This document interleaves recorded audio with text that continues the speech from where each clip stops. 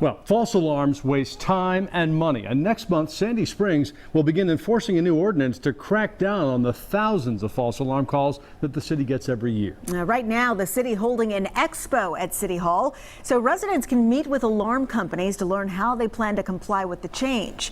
Now, as Fox 5's Claire Sims reports, the city hopes that the updated ordinance will improve public safety.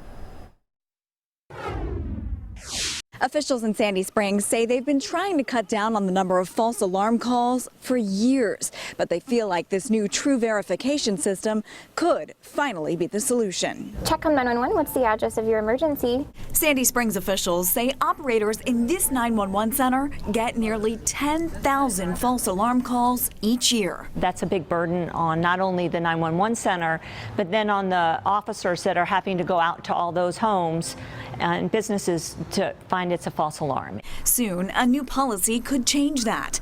Next month, the more than 250 alarm companies that have customers in Sandy Springs will have to provide what's called true verification of a crime, meaning audio, video, or an in-person verification before contacting 911. Some residents have expressed concerns about the new policy, but Sandy Springs Communications Director Sharon Crown says it will enhance the city's emergency response. It'll actually improve safety because when they go to those calls, they know there's a reasonable assumption that there is a crime in progress. Crown says the new policy is only for intruder alarms. Things like panic, duress, medical, and fire alarms are not included.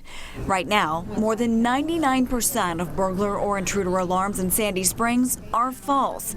And Crown says reducing those calls will free up police and 911 operators for real emergencies. The hope is that by having the true verification, having some sort of indication that there is a crime, that will reduce the number of calls coming into 911.